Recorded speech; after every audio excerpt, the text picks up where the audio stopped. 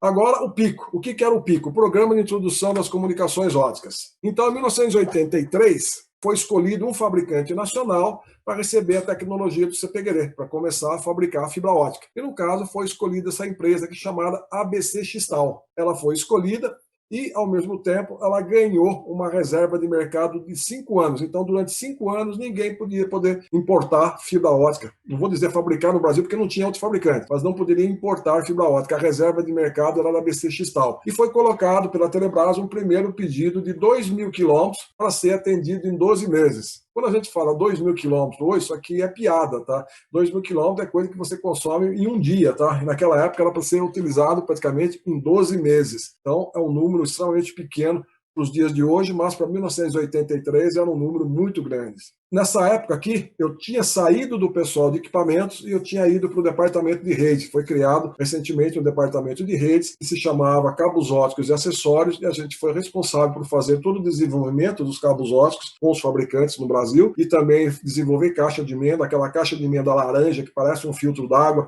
Aquilo ali foi invenção nossa também, foi criação nossa na época do CPQD, e todos os procedimentos de instalação, manutenção e operação dos cabos óticos que seriam implantados nesse pico aqui. No caso, a gente solicitou a DRI da Telebrás, Diretoria de Recursos Industriais, que nos indicasse quem seriam os parceiros para a gente fazer esse desenvolvimento em conjunto. Então, a DRI, ela indicou todos os fabricantes de cabo telefônico na época, tá? Então, esses aqui são os fabricantes de cabo telefônico com quem nós trabalhamos em conjunto. A Bracel era um fabricante brasileiro, ela ficava em Santana de Parnaíba, ali perto da região de Cajamar, e hoje ela não existe mais, ela foi incorporada pela Alcatel. A Condule, ela ficava em Taboão da Serra, empresa nacional também, essa daqui já não existe mais, essa simplesmente desapareceu mesmo. A Condugel, ela ficava em Arujá, é aquela Condugel que desenvolveu o primeiro cabo lá, o cabo de capa vermelha, né? E ela foi na sequência incorporada pela Alcan, Alumínio do Brasil, e depois ela foi vendida para a FICAP, e pelo que eu sei, hoje ela não existe mais também. A marca Condugel me parece que existe, ela é uma marca muito forte, o pessoal ainda detém a posse dessa marca Condugel, mas a unidade Fabril, ela tinha 4 fábricas, uma fábrica em Arujá, 3 fábricas no Nordeste, não existe mais. A FICAP ainda existe, e ela fica no Rio de Janeiro, ali em Pavuna, né, a FICAP, e ela foi incorporada pela Nexans. A Forest fica em Guarulhos, ela fica em Guarulhos, ela foi incorporada pela Alcoa. A Forest era uma empresa com capital americano da General Cable, e ela foi vendida, foi incorporada pela Alcoa. A Furukawa continua existindo até hoje, fica aqui em Curitiba, onde eu moro hoje, né? Eu sou paulista perdido, eu estou em Curitiba. Ela fica aqui. A Marcicano é uma empresa nacional, também ficava em Salto, no interior de São Paulo, é perto de Itu, e essa empresa não existe mais. Ela tinha uma participação da Fujikura e essa empresa acabou quebrando, não existe mais. A Montideste é uma empresa que tinha um capital japonês, da Dainichi. Dainichi fazia parte do grupo Mitsubishi. Ela fica em Campinas, ali perto do CPQD, coincidentemente, e hoje ela foi incorporada pela Anfenol. Ela continua existindo e os produtos dela são fornecidos com o nome de Anfenol. Ela fabrica muito cabo interno, cabos coaxiais, cabos microcoaxiais, cabos especiais para uso dentro de centrais telefônicas. E a Pirelli tinha um centro de desenvolvimento que ficava em Santo André.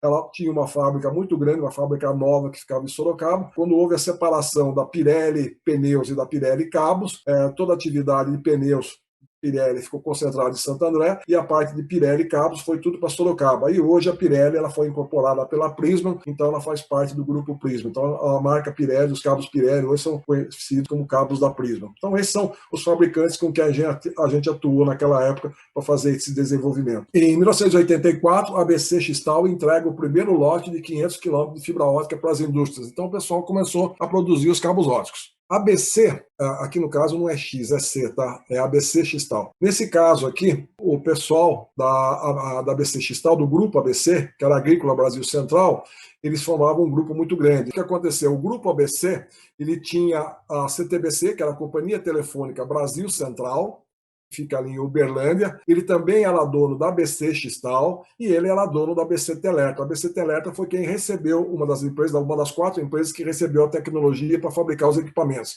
Então ele pegou uma parte das fibras, passou para a Pirelli aqui, então ele tinha os cabos óticos, ele tinha os equipamentos, ele tinha a operadora. Então ele pegou e saiu na frente de todo mundo e fez a instalação desse sistema ótico aqui lá em Uberlândia. E eu tive o prazer de participar do lançamento desse cabo aqui. Daí A Telebrás, nesse mesmo ano, começa o patrocínio do Pico, né, como a gente falou, junto às operadoras, para fazer a divulgação dos sistemas óticos, e a primeira empresa a receber isso daí, a primeira empresa que entrou aí foi a Telesp, Telecomunicações de São Paulo. Em 1984 foi criado o Pico, né, entre as estações Santa Ifigênia e Basílio da Gama, na região central de São Paulo, distante aproximadamente 2 quilômetros. Era para ser um cabo único, tá? Era para ser um cabo único. No CPQD a gente tinha desenvolvido esse cabo, que é o cabo de formação coroa, tá? Multimodo, fabricação coroa, um arame de aço, revestimento plástico por volta, 4 condutores elétricos. Opa, condutor elétrico no cabo óptico? Sim. Por quê? Porque esse cabo deveria ser pressurizado, ele é as técnicas que são utilizadas em cabos telefônicos, e ao longo da rota você teria pressostatos, e esses pressostatos seriam monitorados por esses cabos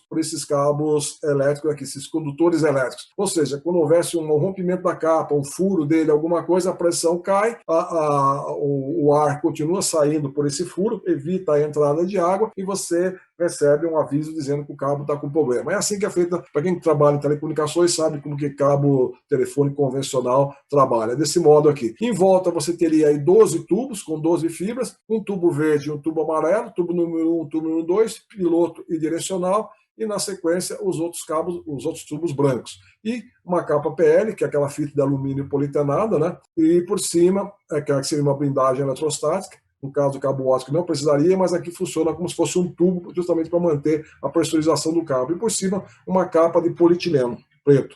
As indústrias japonesas, no caso a Marcicano, que detinham tecnologia japonesa, a Marcicano e a Furukawa, optaram por esse outro tipo de cabo. Esse cabo aqui tinha mais ou menos 19 milímetros de diâmetro, tá? E o pessoal optou por esse cabo que também com 19 milímetros. Só que ele usava uma tecnologia diferente. Esse aqui é um cabo Luzi, esse aqui é um cabo Tight.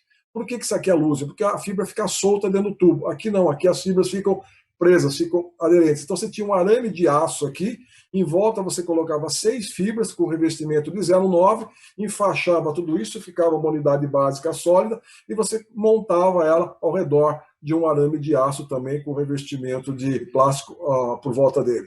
E aqui no caso, como era um cabo de 12, você tinha 2 unidades básicas, 6 e 6, 12. O resto aqui era só enchimento, tá? E a capa PL e a capa de polietileno por fora.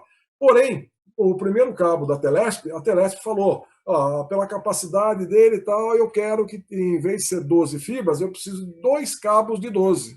2 cabos de 12, porque eu preciso de pelo menos 24 fibras para interligar essas 2 estações. A Basílio da Gama é a estação interurbana, é a estação de saída do Brasil aqui, inclusive uma das estações de saída, uma estação IU. E daí o pessoal falou, preciso de 2 cabos. O que a Marcicano fez? A Marcicano pegou, apresentou a proposta e, alternativamente, ela apresentou uma proposta de um cabo de 24. Então, você tinha 6, 12, 18 e 24, mantendo o mesmo diâmetro. Então, isso deu maior confusão, deu maior briga. Por quê? Porque todo mundo tinha ido numa onda aqui, que eram 2 cabos, e de repente aparece um fornecedor fabricando um cabo só. Mas a Telesp conseguiu convencer todo mundo de que você reduziria os custos, em vez de você lançar 2 cabos, você lançaria um cabo só, seria extremamente mais rápido e menos oneroso. E também, o pessoal, na época, ficou com medo. 2 quilômetros, 2 quilômetros, nunca lançou, é o primeiro cabo, tal, será que vai funcionar, não vai? Então tá bom, então vamos dividir, vamos fazer 2 lances de 1 quilômetro. E esse cabo aqui, foi feita uma emenda